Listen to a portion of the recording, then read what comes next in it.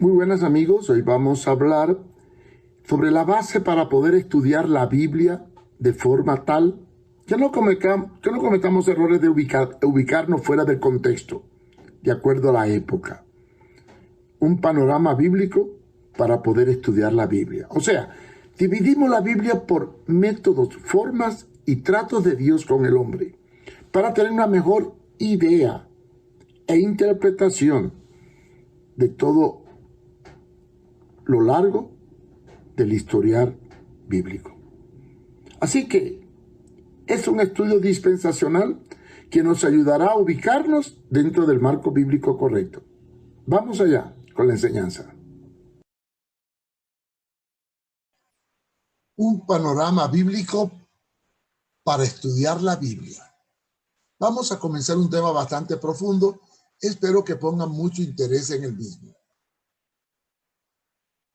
Para mejorar la comprensión del panorama general en los relatos bíblicos, tenemos que dividirla por edades o etapas, de acuerdo al designio de los tiempos. A esto le llamaremos era. ¿Qué es una era? Una era en las escrituras es un periodo de tiempo que separa, a través de cambios violentos o bruscos en la tierra, una época de otra época, mediante un caos. Por lo tanto, si dividimos toda la Biblia en era, encontramos 4. Primero, la era preedénica, entre Génesis, versículo 1 y 2, en el capítulo 1, vemos que hay un vacío, ¿verdad? Esto está explicado en cuanto a la caída de Satanás. Hubo un caos. La tierra estaba desordenada y vacía. Segundo, la era antidiluviana, o sea, antes del diluvio, que terminó abruptamente con el diluvio. La era presente, que está separada por el hecho de la cruz del Calvario, antes y después de Cristo. Y la era por venir, o el milenio, que comenzará después de la gran tribulación. El estudiante debe distinguir que en la Biblia hay diferentes palabras griegas que se usan en el Nuevo Testamento para referirse a mundo o tierra. Veamos estas matizaciones. En griego, cosmos significa orden, disposición regular, ornamento, decoración. Aparece en 1 de Pedro 3:3. El ponerse el vestido, cosmo, hacer alusión al universo material, puede expresar el presente orden de cosas. Está la palabra ayen, un periodo de tiempo de carácter significativo, una era, un estado de cosas marcado por una edad o tiempo. G, la tierra referente al terreno, la superficie, o la tierra opuesta al mar. Y la palabra oikoemenen, la tierra habitada o el mundo, como una ilustración de la determinación de una era y el comienzo de otra era. Todas las eras terminan en acontecimiento catastrófico como consecuencia del pecado. Así ocurrió al terminar la era que actualmente vivimos, la cual dará paso a la gran tribulación y de pronto entrará el milenio. Hay 7 principios básicos para estudiar la Biblia, según el doctor Frank Gamberlind. En su libro Dispensaciones, establece estos 7 principios, los cuales vamos a resumir brevemente. Primero, Dios, el gran soberano y creador. Las escrituras no hacen un esfuerzo por probar la existencia de Dios, lo cual lo da por sentado. Él fue quien trajo este magnífico sistema del mundo y todo lo que contiene. Él mantiene perfecto todo en orden y en armonía. Es el supremo creador y el que se acerque a Dios tiene que creer que le hay. Él gobierna de forma activa. No está ausente, sino presente en el universo. Dios es omnipotente, omnisciente, omnipresente. Está preocupado por las más pequeñas cosas de sus criaturas. Él observa tanto la caída de un gorrión como enumera los cabellos de nuestra cabeza. Segundo, hay un poder maligno en persona. El hombre siempre se ha preguntado, si Dios existe, ¿cómo puede permitir que haya en el mundo tanta miseria, hambre y guerra fratricida? Bueno, Dios no es responsable de esta situación, ni de ninguna otra condición prevaleciente en la tierra, porque dice su palabra que no os engañéis. Dios no puede ser burlado. Todo lo que el hombre siembra, eso mismo cosecha.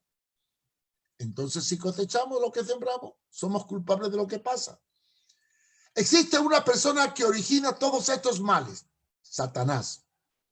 Él fue un ángel de Dios. Se rebeló convirtiéndose en enemigo de Dios, enemigo de la creación, enemigo del hombre. La Biblia dice que él es asesino y engañador y mentiroso desde el principio y se opone a todo lo que es de Dios. Tercero, redención.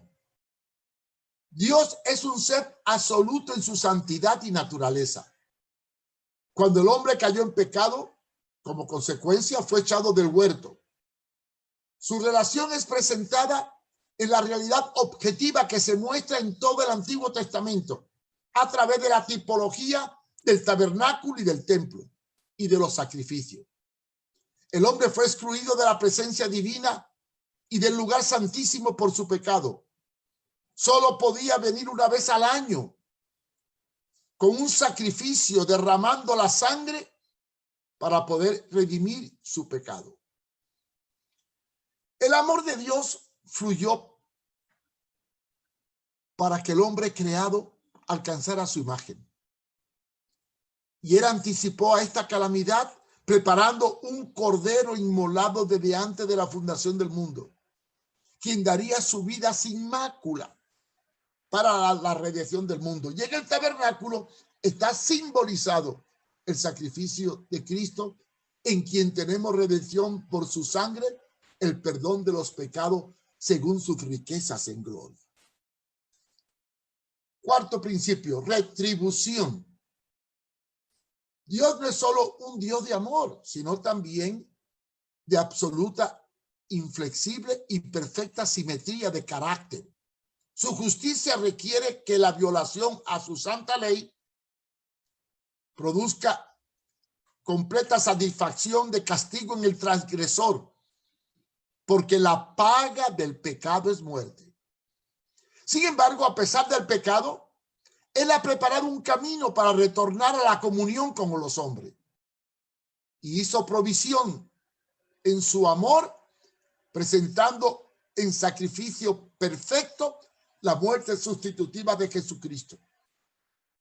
El hombre, por lo tanto, es un agente moral libre y puede levantar su voluntad en desafío al mismo Dios que lo creó o someterse a él. El rechazo al amor de Dios, al no aceptar su retribución en Jesús, hace que el pecado sea eterno y condenatorio y sea castigado, excluido de la presencia de un Dios santo. ¿Por qué? Como dice Ezequiel 18:20, el alma que pecare morirá. Quinto principio, Dios escogió un pueblo para transmitir su propósito. En su divina sabiduría y soberanía, escogió un pueblo, la nación de Israel, la cual es como medio para dar su revelación de pacto y tratar con el mundo a través de este canal.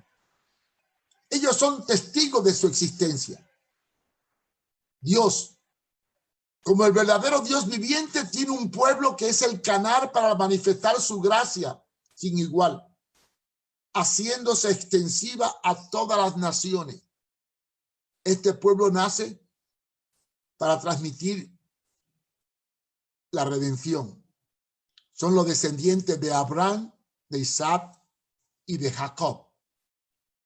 Por medio de este pacto de Israel, Dios trae su bendición a las naciones. Sexto principio, El plan estructural de las Escrituras claramente es visto en 7 periodos dispensacionales de la palabra. La definición dispensación fue dada por el doctor Scofield y difícilmente se puede dar una descripción mejor. ¿Qué es una dispensación? Una dispensación es un periodo de tiempo durante el cual el hombre es probado en cuanto a su obediencia a algunas revelaciones específicas sobre la voluntad de Dios. Dios ha dotado a sus criaturas con un libre albedrío, libre voluntad, la cual debe ser probada para ver si está del lado de Dios o no. En Apocalipsis 21-27 vemos que el propósito final de Dios en todas sus dispensaciones es tener un reino sobre el cual Él presida y será excluido para siempre todo ser que no esté en armonía con Él. Dios no nos hizo como un juguete mecánico o un robot o una marioneta para que nos pongamos en movimiento, sino que nos hizo con capacidad de poder amarnos, glorificar y tener comunión con Él. ¿Sí? Dios nos hizo para revelarse y llenarnos de su gloria. Después de la caída de Satanás, el hombre debe por necesidad ser probado. El registro bíblico evidencia la caída del hombre. Y las dispensaciones nos enseñan las varias formas y métodos por las cuales Dios ha probado al hombre y nos probará para ver nuestra fidelidad. Porque de Jehová es el cielo, el trono y la tierra y todo lo que en él hay. Por lo tanto, para poder entender la Biblia bien, tenemos que dividirla en 7 dispensaciones, o sea, 7 formas diferentes en que Dios trata con el hombre. La dispensación divide la Biblia en acontecimientos, ubicando marcos históricos diferentes en el trato de Dios con la humanidad. Y así encontramos 7 dispensaciones. Primero, la inocencia antes de la caída del Edén. Con la caída viene la segunda dispensación, la conciencia. Dios trata al hombre ya con su pecado. Tercero, el gobierno humano, desde el diluvio hasta el origen de la primera organización humana, manifestada en la Torre de Babel. Cuarto, patriarcal, o de la promesa, obrando Dios y hablando Dios por medio del patriarca, siendo el primero de ellos Abraham, que salió de Ur de los Caldeos. Después viene la dispensación de la ley. Dios libera a los hebreos de Egipto y los lleva por mano de Moisés y le da en el monte Sinaí la tabla de la ley.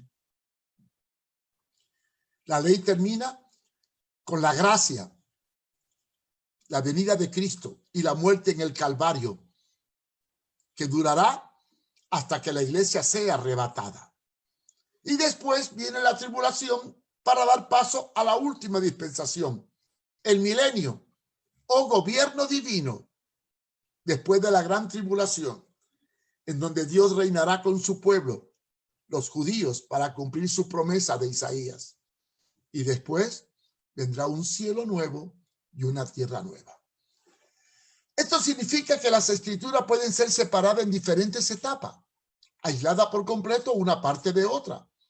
Estas dispensaciones corren una dentro de la otra y algunas que parecen que están en el pasado continúan vigentes en lo concerniente al trato de Dios para con el hombre. Por ejemplo, la dispensación del gobierno humano tiene que ver con los sistemas políticos vigentes. Hay una enseñanza ultradispensacionalista que quita de nosotros los cristianos no solamente el Antiguo Testamento, pero elimina largas porciones y clasifica las escrituras de una manera tan rigurosa que no somos capaces de reclamar las bendiciones de ninguna porción que no sea estrictamente la dirigida a nosotros. Es la manipulación de la Biblia que hacen algunos intérpretes. Y esto es erróneo.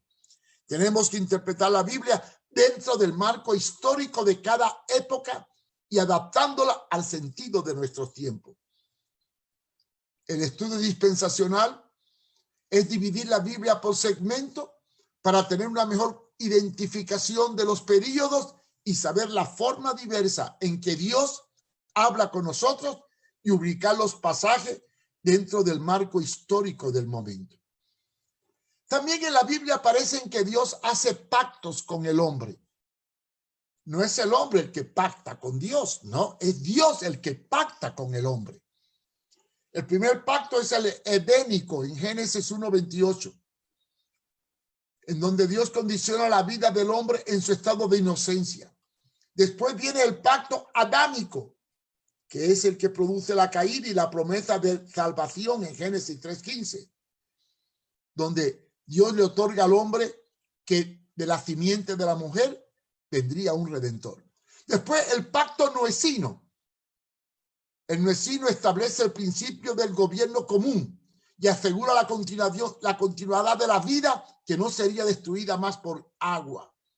Después el pacto abrámico, en Génesis 12:1, que en él serían benditas todas las naciones, entregándole la tierra de Palestina y a los descendientes para que viniera en el futuro el Mesías.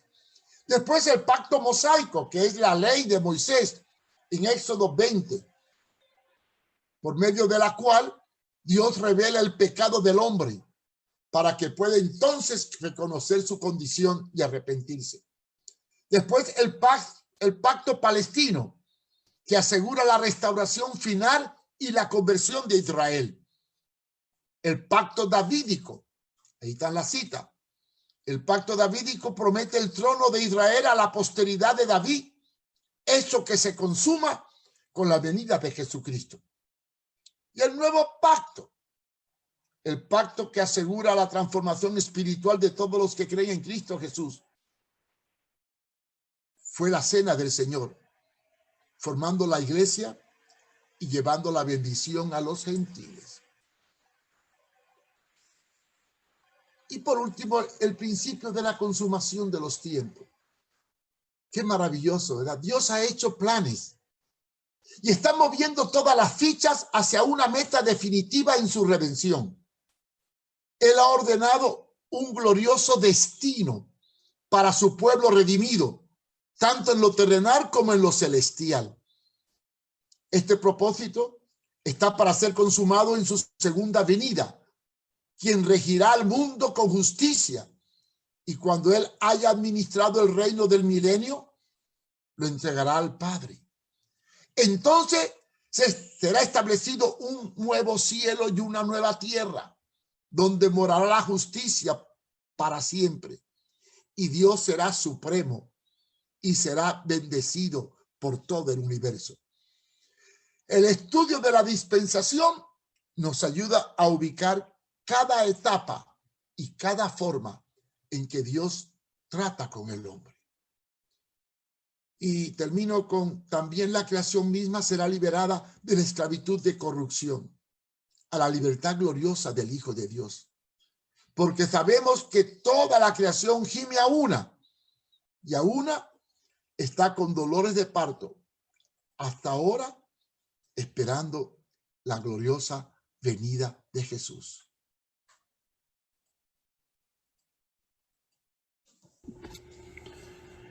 Hemos visto que toda la Biblia se divide en eras, dispensaciones, pactos, que Dios varía su trato con el hombre según las circunstancias. A la hora de interpretar la Biblia, tenemos que tomar en cuenta estos factores. En qué momento escribe, a quién escribe, por qué escribe y adaptarnos o ubicarnos históricamente en el contexto histórico de esa época. Solo así podremos evitar cometer errores hermenéuticos que nos lleve a fabricar los disparates que tristemente hoy se fabrican en nuestro mundo evangélico. Dios nos ayude en esta enseñanza y esperamos que nos acompañe en la próxima. Bien, amigos, cualquier información o contacto conmigo puede escribirme a mariofumero@hotmail.com. Si les puedo ayudar, con gusto les voy a ayudar y enviar cualquier literatura. Todas estas charlas las pueden encontrar en mi página contralapostasía.com o también buscando por Mario Fumero en YouTube. Gracias por su compañía.